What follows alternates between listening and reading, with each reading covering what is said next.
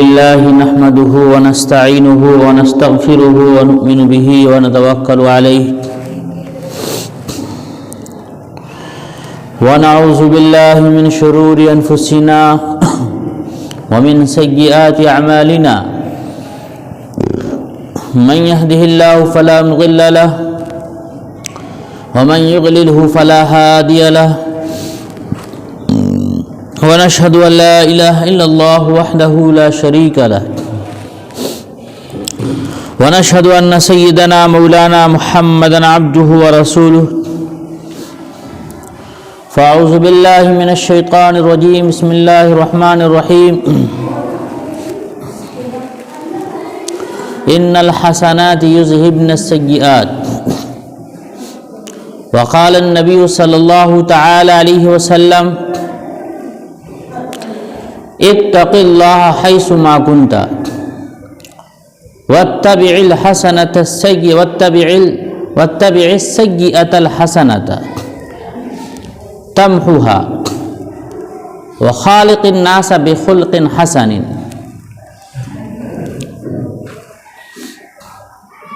وكما قال عليه الصلاة والسلام.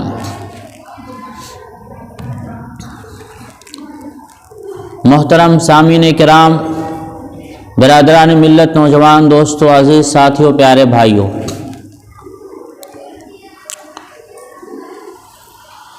اللہ تبارک و تعالی نے اپنے حبیب جناب محمد رسول اللہ صلی اللہ تعالی علیہ وسلم کو پوری دنیا کا رہبر اور پوری دنیا کا رسول بنا کر کے بھیجا.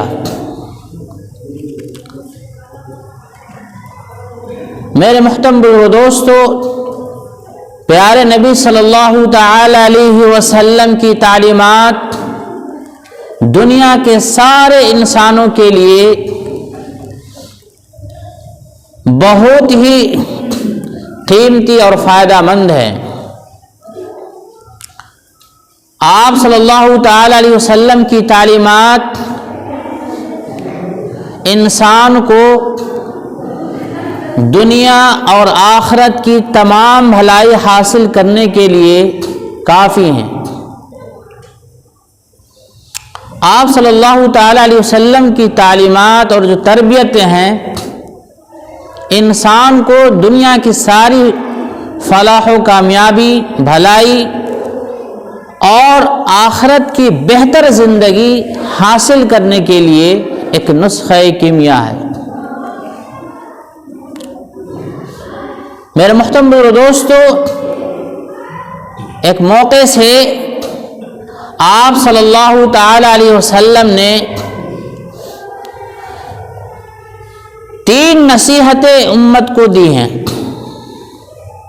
ویسے تو آپ صلی اللہ علیہ وسلم کی ساری باتیں قیمتی ہیں اور فائدہ مند ہیں، حکمت سے بھری ہیں، فصاحت سے بھری ہوئی ہیں. آپ صلی اللہ علیہ وسلم کی ہر بات میں اس درجے کی حکمت ہوتی ہے کہ اس سے بڑھ کر کوئی درجے کی حکمت نہیں ہو سکتی، اور آپ صلی اللہ علیہ وسلم کی باتوں میں ایسی فصاحت ہوتی ہے کہ اس فصاحت کے درجے کو کوئی انسان نہیں پہنچ سکتا. آج میں نے جو آپ حضرات کے سامنے خطبے میں ایک حدیث پڑھی ہے، اس حدیث مبارکہ کے اندر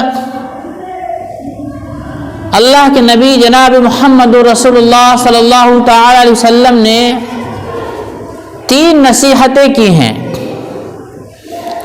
یہ 3 نصیحتیں اتنی جامع اور اتنی اہم ہیں کہ اس 3 نصیحت کے اندر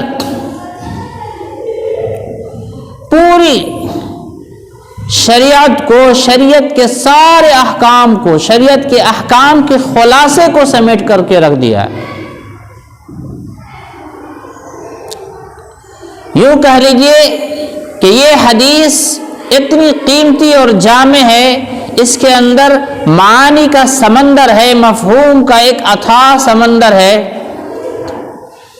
کہ ان 3 نصیحتوں پر صرف انسان عمل کر لے تو وہ دنیا میں بھی کامیاب ہوگا اور آخرت میں بھی اس کی کامیابی ہو کر کے رہے گی۔ میرے محترم دوستو، اس حدیث کے اندر وہ 3 باتیں کیا ہے جس کو آپ صلی اللہ علیہ وسلم نے بیان فرمایا ہے؟ 3 جملے ہیں اس حدیث کے اندر، 3 جملے میں 3 نصیحتیں ہیں۔ سب سے پہلا جملہ ہے، پیارے نبی صلی اللہ تعالی علیہ وسلم نے ارشاد فرمایا، اتق اللہ حیث ما کنت، اللہ سے ڈرتے رہو تم جہاں بھی رہو، جس حال میں رہو، جس جگہ میں رہو، جس خطے میں رہو، زمین کے جس علاقے میں رہو، جس حال میں رہو، خوشی میں رہو، غم میں رہو، فراخی میں رہو، تنگی میں رہو، جس حال میں بھی رہو تم اللہ سے ڈرتے رہو۔ اتق اللہ حیث ما کنت۔ میرے محترم دوستو، یہ وہ جملہ ہے، یہ وہ پہلی نصیحت ہے اس حدیث کے اندر۔ اس نصیحت کے ذریعہ سے انسان اللہ کے سارے احکام پر عمل کر سکتا ہے اور سارے منہیات سے بچ سکتا ہے۔ اس لیے کہ جب تک کسی انسان کے دل کے اندر اللہ کا خوف نہیں ہوگا، اللہ کا ڈر نہیں ہوگا، وہ کسی بھی احکام پر عمل کرنے کے لیے تیار نہیں ہوگا، کسی بھی گناہ سے بچنے پر آمادہ نہیں ہوگا۔ جب اللہ کا خوف ہوگا تو وہ سارے احکام پر عمل کرے گا، چاہے وہ نماز ہو، روزہ ہو، حج ہو، زکوٰۃ ہو، قرآن کی تلاوت ہو، ذکر و ورد ہو، ہر احکام پر عمل کرنا اس کے لیے آسان ہوگا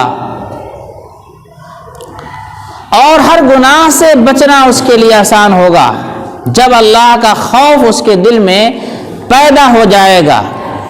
اس لیے اللہ کے نبی نے فرمایا، اتق اللہ حیث ما کنت، تم جہاں بھی رہو اللہ سے ڈرتے رہو۔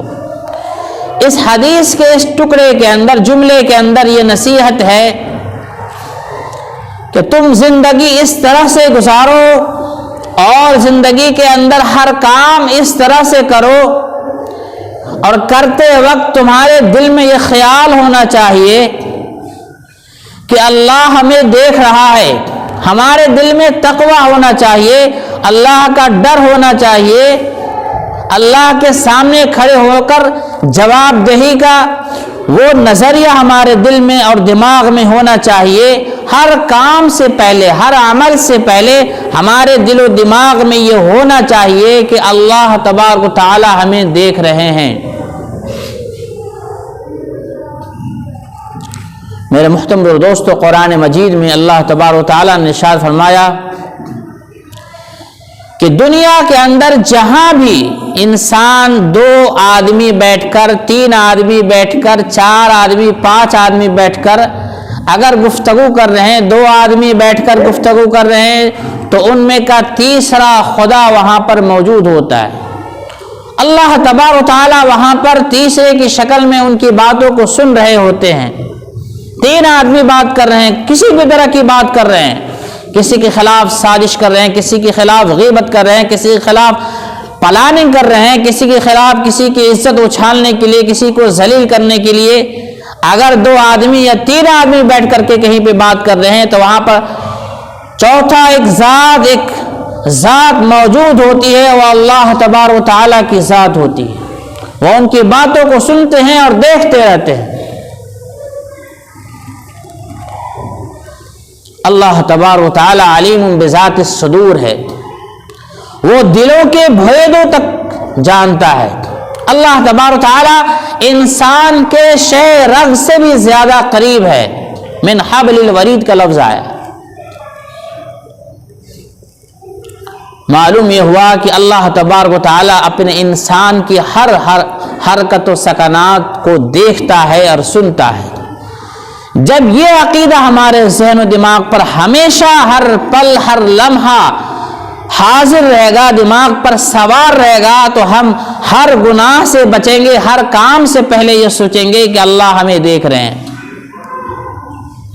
میرے محترم دوستو، بڑے بڑے ترقی پذیر ممالک کے اندر، بڑے بڑے امیر کبیر ممالک کے اندر گورنمنٹ، سرکاری ادارے لوگوں کو جرائم کرنے سے روکنے کے لیے ہر گلی، ہر موڑ، ہر چوراہے پر کیمرے لگاتی ہے، اور ان کیمروں کے خوف سے ہر مال میں، ہر بازار میں، ہر راستے میں، ہر سیڑھی پر، ہر لفٹ کے اندر کیمرے لگائے جاتے ہیں، اور ان کیمروں کے خوف سے انسان بہت حد تک جرائم کرنے سے بچ جاتا ہے، کیونکہ اسے خوف ہوتا ہے کہ سرکار اور انتظامیہ کے ادارے، پولیس کے ادارے، یہ سارے ادارے جو اس ملک کے اندر امن و امان قائم کرنے کی جن کی ذمہ داری ہے، جن کی ذمہ داری ہے لا اینڈ آرڈر کو مینٹین کرنے کی ذمہ داری ہے، وہ ان کیمروں کی نگاہ سے ہمیں دیکھ رہے ہیں، ہمارے ہر حرکت کو دیکھ رہے ہیں، اس لیے بہت حد تک تمام جرائم پیشہ افراد گناہ کرنے سے رک جاتے ہیں ان جگہوں پر جہاں پر کیمرے لگے ہوتے ہیں۔ لیکن میرے محترم دوستوں، مسلمانوں کے لیے، ایمان والوں کے لیے، اللہ پر ایمان رکھنے والوں کے لیے، اللہ پر یقین رکھنے والوں کے لیے، اللہ کی ذات و صفات پر یقین رکھنے والوں کے لیے، اللہ کے ان تمام صفات پر یقین رکھنے والوں کے لیے یہ کسی کیمرے کی ضرورت نہیں ہے۔ جس انسان کا یہ ایمان ہو کہ اللہ ہمیں دیکھ رہا ہے، اللہ علیم بذات الصدور ہے، اللہ سمیع ہے، سننے والا ہے، اللہ بصیر ہے، دیکھنے والا ہے، وہ ہر چیز کو دیکھتا ہے، جس انسان کا یہ عقیدہ ہو، یہ ایمان ہو، وہ گناہ نہیں کر سکتا ہے، وہ گناہ سے بچتا رہے گا اللہ کے خوف سے، اللہ کے ڈر سے۔ اس لیے میرے محترم دوستو، اللہ کا خوف ایک ایسا قیمتی سرمایہ ہے، ایک ایسا قیمتی عقیدہ ہے کہ ہمیں پوری زندگی ہمیں گناہ سے بچاتا رہے گا۔ میرے محترم دوستو، یہ تقوی، یہ اللہ کا خوف وہ قیمتی چیز ہے کہ انسان کو خلوت میں اور جلوت میں، لوگوں کی محفلوں میں، لوگوں کے سامنے بھی اللہ کے گناہ سے بچائے گا، اور تنہائی میں بھی اللہ کے گناہ سے بچائے گا۔ ہم میں سے بہت سارے ایسے لوگ ہوتے ہیں کہ لوگوں کے سامنے تو گناہ سے بچ جاتے ہیں، لوگوں کے سامنے تو نیک اعمال کر جاتے ہیں، لیکن جب تنہائی کی بات آتی ہے، تنہائی میں نیک عمل کرنے کی بات آتی ہے، تنہائی میں گناہوں سے بچنے کی بات آتی ہے، تو وہاں پر گناہوں سے نہیں بچ پاتے ہیں، وہاں تنہائی میں نیک عمل نہیں کر پاتے۔ وجہ کیا ہوتی ہے؟ وجہ یہی ہوتی ہے کہ ہمارے دل میں اللہ کا خوف نہیں ہوتا ہے، ہمارے دل میں اللہ کا ڈر نہیں ہوتا ہے۔ میرے محترم دوست، ایک مرتبہ نبی پاک صلی اللہ تعالی علیہ وسلم نے ارشاد فرمایا، قیامت کے دن کچھ لوگ ایسے آئیں گے جن کے نامہ اعمال میں تہامہ پہاڑ کے برابر نیک اعمال ہوں گے، لیکن وہ پھر بھی جہنم میں جائیں گے، ناکام اور خسارے میں ہوں گے۔ صحابہ ڈر گئے، پوچھے یا رسول اللہ وہ کون ہوں گے؟ آپ صلی اللہ علیہ وسلم نے فرمایا وہ تمہیں لوگوں کے جیسے ہوں گے، وہ لوگوں کے سامنے بہت اللہ کی عبادت کریں گے، اور اللہ کی عبادت کرنے میں سب سے آگے اور پیش رہیں گے، اور لوگوں کے سامنے گناہوں سے بچتے ہوئے رہیں گے، لیکن جب تنہائی میں جائیں گے تو گناہ سے نہیں بچ پائیں گے، گناہ کر جائیں گے وہ۔ تو ایسے لوگ بہت ساری نیکیاں لے کر آنے کے باوجود بھی وہ ناکام ہوں گے، خسارے میں ہوں گے، جہنم میں ڈال دیے جائیں گے، اس لیے کہ تنہائی میں وہ گناہ سے نہیں بچ پائے، ان کے دل میں اللہ کا خوف نہیں تھا. وہ لوگوں کے سامنے نیک عمل کیے تو لوگوں کی وجہ سے کیے, اللہ کے خوف کی وجہ سے نہیں کیے, اس لیے تنہائی میں وہ گناہ سے نہیں بچ پائے اور نیک عمل نہیں کر پائے. تو معلوم یہ ہوا کہ اللہ کا ڈر اصل چیز ہے. اللہ کے ڈر سے, اللہ کی عظمت کے ڈر سے, اللہ کے خوف سے جو عمل وجود میں آتے ہیں, جو نیک اعمال ہوتے ہیں, جو عبادت ہوتے ہیں, وہ اللہ کے ہاں سب سے زیادہ قابل قبول ہے. اللہ کا جب خوف ہوگا تو ہم تنہائی میں, خلوت میں, جلوت میں, لوگوں کے سامنے, اکیلے میں, ہر جگہ عبادت اسی للہیت کے ساتھ, اسی خلوص کے ساتھ کر پائیں گے. تو میرے محترم بزرگوں دوستو, اللہ کے نبی نے اس حدیث کے اندر پہلا جملہ, پہلی جو نصیحت کی کہ تم اللہ سے ڈرتے رہو. دوسری جو نصیحت کی, دوسری نصیحت میں یہ فرمایا آپ صلی اللہ علیہ وسلم نے وَاتَّبِعِ السَّيِّئَةَ الْحَسَنَةَ تَمْحُوهَا. دوسری نصیحت, دوسرے حدیث کے جملے کا خلاصہ اور مفہوم اور ترجمہ یہ ہے کہ جب تم سے کوئی گناہ ہو جائے, جب کسی انسان سے گناہ ہو جائے تو اس گناہ کے بعد کوئی نیک عمل کر لیا کرو, اس لیے کہ نیک عمل گناہ کو مٹا دیتے ہیں. قرآن پاک میں اللہ نے اعلان فرمایا ان الحسنات یذہبن السیئات, کہ نیک عمل گناہوں کو مٹا دیتے ہیں. تو رسول اللہ صلی اللہ علیہ وسلم نے دوسرے جملے میں یہ نصیحت کی کہ جب تم سے کوئی گناہ ہو جائے انسان ہونے کے ناطے,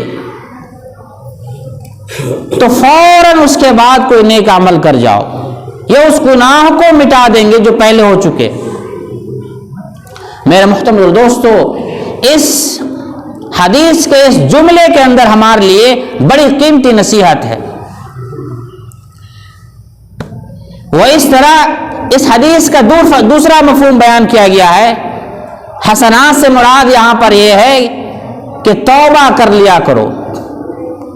دوسری تشریح بیان کی گئی ہے کہ جیسے گناہ ہو تو فوراً اس گناہ سے توبہ کر لو.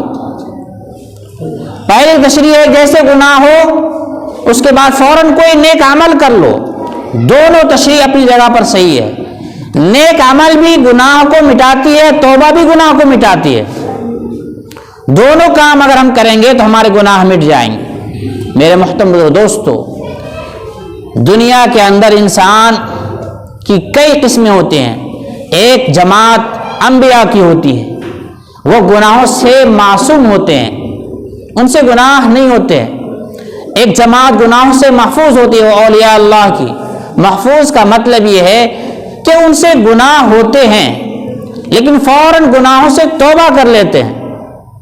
اللہ کے ولیوں کی, مومنوں کی یہ نشانی ہوتی ہے, اللہ سے ڈرنے والوں کی یہ نشانی ہوتی ہے کہ گناہ تو ان سے ہوں گے, انسان ہونے کے ناطے ان سے خطائیں ہوں گی, گناہ ہوں گے, لیکن گناہ کے فوراً بعد یا تو کوئی نیک عمل کر جائیں گے یا فوراً توبہ کر لیں گے.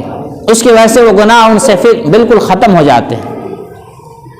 نبی پاک صلی اللہ تعالی وسلم نے یہ جگہ ارشاد فرمایا کل بنی آدم خطاؤن, کہ بنی آدم, نوع انسانی, آدم کی ساری اولاد یہ خطا کرنے والی ہیں. ان سے خطا ہوں گی, غلطیاں ہوں گی. آگے فرمایا کل الخطاؤن التوابون, کل الخطائین التوابون, کہ ہر خطا کرنے والا, ہر گناہ کرنے والا, ہر غلطی کرنے والا, اور بہترین خطا کرنے والا وہ ہے جو توبہ کرنے والا ہوگا. انسان سے خطا ہونا ضروری خطا ہو جائیں گے, لیکن بہترین گناہ, بہترین خطا کرنے والا وہ ہے جو خطا کرنے کے بعد توبہ کر لے.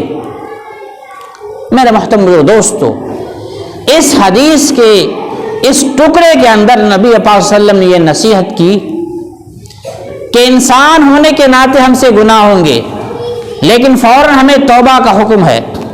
میرے محترم دوستو, اللہ تبارک و تعالیٰ نے انسان کو پیدا کیا, اسی طرح سے دوسری مخلوق فرشتہ کو پیدا کیا. فرشتے وہ مخلوق ہوتے ہیں جن سے گناہ نہیں ہوتے، ان کے اندر گناہ کرنے کی صلاحیت ہی نہیں ہوتی، اور انسان کو اللہ تعالیٰ نے اس طرح سے پیدا کیا کہ انسان کے اندر گناہ کرنے کا مادہ رکھا اور نیک اعمال کرنے کا بھی مادہ رکھا، دونوں خوبیاں ان کے اندر ہیں، گناہ کرنے کی بھی صلاحیت اور نیک عمل کرنے کی بھی صلاحیت۔ تو گناہ کرنے کی جو صلاحیت ہے، اس کی وجہ سے انسان سے گناہ ہوں گے، لیکن فوراً اللہ اور اس کے رسول کا حکم ہے کہ تم اس گناہ سے توبہ کر لو۔ میرے محترم دوستو، گناہ سے توبہ کرنے والا ایسے ہوتا ہے جیسے اس نے گناہ کیا ہی نہیں۔ اللہ تبارک و تعالیٰ کا وعدہ ہے کہ تم چاہے جتنے بڑے گناہ کر لو۔ نبی پاک صلی اللہ علیہ وسلم نے ایک جگہ ارشاد فرمایا، من قال سبحان اللہ و بحمدی، جو شخص سبحان اللہ و بحمدی کہے گا، اس کے وہ سارے گناہ معاف ہو جائیں گے، اگر اس کے گناہ سمندر کے جھاگ کے برابر بھی کیوں نہ ہو، 100 مرتبہ سبحان اللہ و بحمدی پڑھے گا، اس کے سارے گناہ معاف ہو جائیں گے۔ دوسری جگہ ارشاد فرمایا کہ کن کن اعمال سے ہمارے گناہ ختم ہوتے ہیں۔ نبی پاک صلی اللہ علیہ وسلم نے فرمایا کہ جو شخص اچھی طرح سے وضو کرتا ہے، اچھی طرح سے جو شخص وضو کرے گا اور وضو کرنے کے ساتھ ساتھ اگر وہ اچھی طرح سے سنتوں کی پابندی کے ساتھ وضو کرتا ہے تو اس کے وضو کے پانی کے ساتھ ساتھ اس کے ان اعضاء سے گناہ گرتے ہیں، گناہ جھڑتے ہیں، یہاں تک کہ ناخن کے پرو، ناخن کے جڑ کے اندر سے بھی ایک ایک گناہ دھل جاتے ہیں۔ چہرہ ہم نے دھویا، چہرے کے گناہ جو ہے وہ دھل گئے، آنکھ دھویا، آنکھ کے گناہ دھل گئے، ہاتھ دھویا، ہاتھوں کے گناہ دھل گئے، پیر دھویا، پیروں کے گناہ دھل گئے۔ یہ وضو کی خاصیت ہے۔ اسی طرح سے آگے فرمایا کہ جو شخص وضو کر کے گھر سے مسجد کے لیے، نماز کے لیے چلتا ہے، ایک ایک قدم پر نیکیاں لکھی جاتی ہیں، اس کے گناہ مٹائے جاتے ہیں۔ اس کے بعد مسجد میں بیٹھ کر کے جماعت کی نماز کا انتظار کرتا ہے، تو جب تک وہ بیٹھا رہتا ہے اس کے گناہ دھلتے رہتے ہیں۔ اسی طرح سے روزہ ایک ایسی عبادت ہے جس سے گناہ دھلتے ہیں۔ میرے محترم دوستو، اس طرح کے بہت سارے کئی ساری عبادتیں اللہ نے ہمارے لیے بنائی ہیں جس سے ہمارے گناہ دھل جاتے ہیں۔ تو معلوم یہ ہوا کہ انسان ہونے کے ناطے ہم سے اگر گناہ ہو جائیں تو گناہ کے فوراً بعد ہمیں توبہ کر لینی چاہیے، اور اللہ تبارک و تعالیٰ توبہ کے بعد وہ گناہ ہم سے، ہمارے نام اعمال سے مٹا دیتے ہیں۔ میرے محترم دوستو، آپ کے سامنے ایک ایسا واقعہ پیش کر رہا ہوں جس سے یہ معلوم ہوگا کہ گناہ کیسے انسان کے سارے پچھلے گناہوں کو معاف کر دیتا ہے، چاہے وہ جتنے بھی بڑے سے بڑے اور چاہے جتنے زمانے کے کیوں نہ گناہ ہو۔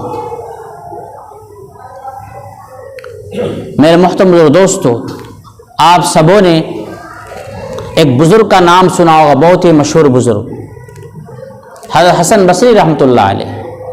شادی کوئی ہو جو نہ جانتا ہو ان کا نام، حضرت حسن بصری رحمۃ اللہ علیہ، یہ بصرہ کے تھے۔ یہ بہت ہی مشہور بزرگ اللہ والے گزرے ہیں۔ یہ اپنے توبہ کا واقعہ سناتے ہیں۔ یہ شروع سے اللہ کے ولی نہیں تھے، ان کا پہلے کا زمانہ کچھ اور تھا۔ ایک وقت آیا جس وقت ان کو احساس ہوا اپنے گناہوں کا، پھر اس وقت ایک واقعے سے احساس ہوا، پھر اس وقت جو ایسی سچی توبہ کی کہ آج ان کے بارے میں کوئی یہ جانتا نہیں کہ پہلے یہ اس طرح کے انسان تھے۔ ہر شخص یہی جانتا ہے کہ وہ اللہ کے بہت ہی بڑے ولی تھے۔ انہوں نے اپنے توبہ کا واقعہ بتایا ہے حضرت حسن بصری رحمۃ اللہ علیہ۔ وہ فرماتے ہیں کہ ایک مرتبہ وہ بصرہ کے سڑکوں پر گھوم رہے تھے، راستے کے کنارے ایک عورت، نہایت حسین و جمیل عورت پر ان کی نگاہ پڑی اور نگاہ پڑنے کے بعد اسے غور سے دیکھنے لگے اور غلط نگاہ سے دیکھنے لگے۔ عورت نے اعتراض کیا تم مجھے کیوں دیکھے جا رہے ہو؟ خدا کا خوف کرو اور اپنے کام سے آگے نکلو، کیوں مجھے دیکھے جا رہے ہو، کیوں مجھے گھورے جا رہے ہو؟ انہوں نے کہا کہ تم مجھے بہت اچھی لگ رہی اس لیے میں تمہیں دیکھ رہا ہوں۔ پھر کہا اس عورت نے کہ خدا کا خوف کرو، اللہ سے ڈرو اور مجھے دیکھنا بند کرو اور آگے نکلو۔ وہ پھر ٹکٹکی باندھ کر دیکھتے ہی رہے۔ عورت تنگ آ کر کہتی ہے کہ اچھا بتاؤ کہ تمہیں میرے اندر کیا چیز پسند آئی، کیا چیز اچھی لگی تمہیں، کیا چیز دیکھ رہے ہو؟ انہوں نے کہا کہ تمہاری آنکھیں مجھے بہت ہی اچھی لگی۔ یہ سن کر کے وہ عورت وہاں سے فوراً چلی گئی گھر جانے کے بعد اپنی خادمہ کو ایک ٹسٹ میں کچھ لے کر کے بھیج دیا۔ گھر جانے کے بعد دراصل اس عورت نے یہ کیا کہ جس آنکھ کو وہ حضرت حسن بصری دیکھ رہے تھے، اس آنکھ کو اس عورت نے نکال کر کے، اپنی آنکھوں کو نکال کر کے ایک ٹسٹ میں رکھ کر کے حضرت حسن بصری کے پاس بھیج دیا۔ ان کی خادمہ لے کر کے آتی ہیں، پوچھتے ہیں یہ کیا ہے؟ فرمایا، کہتی ہیں کہ یہ اس کے اندر کپڑا ہٹا کر دیکھتے ہیں تو آنکھ ہے۔ کہتی ہے کس کی آنکھیں ہیں؟ وہ کہتی ہیں کہ جس کی آنکھ آپ دیکھ رہے تھے، انہوں نے اپنی آنکھیں نکال کر کے آپ کے حوالے کر دی اور وہ یہ کہا کہ جس آنکھ کی وجہ سے اگر کوئی مرد فتنہ میں پڑے میں اس آنکھ کو رکھنا نہیں چاہتی۔ یہ جو جملہ سننا تھا حسن بصری رحمۃ اللہ علیہ کو، کہ وہ عورت اتنا اللہ کا خوف رکھتی ہے، اتنا ڈرتی ہے کہ اس آنکھ کو اپنے جسم سے نکال کر پھینک دی، جس آنکھ کی بدولت، جس آنکھ کی وجہ سے لوگ فتنہ میں پڑ رہے ہیں، گناہ میں مبتلا ہو رہے ہیں۔ یہ اس عورت کا جواب سن کر کے حسن بصری رحمۃ اللہ علیہ اپنی داڑھی کو اس طرح سے پکڑتے ہیں اور جو رونا شروع کرتے ہیں، پوری رات روتے رہتے ہیں اور صبح اٹھ کر کے جاتے ہیں اس عورت کے پاس اور پوری رات توبہ کرتے ہیں۔ صبح اٹھ کے جاتے ہیں اور اس سے معافی مانگنے کے لیے جاتے ہیں۔ جب صبح اس گھر جاتے ہیں تو معلوم ہوتا ہے کہ اس عورت کا انتقال ہی ہو گیا۔ یہ واقعہ سن کر اور ہی زیادہ آبدیدہ اور غم زدہ ہوتے ہیں۔ اس کے بعد حضرت حسن بصری رحمۃ اللہ علیہ کی دل کی دنیا بدلتی ہے اور ایسی سچی توبہ کرتے ہیں اور ایسے اللہ والے بنتے ہیں، ایسے گناہوں سے توبہ کرتے ہیں کہ آج اکثر آدمی ان کے ماضی کے زمانے کو نہیں جانتا، صرف ان کے اللہ کے ولی ہونے کے واقعہ کو جانتا ہے۔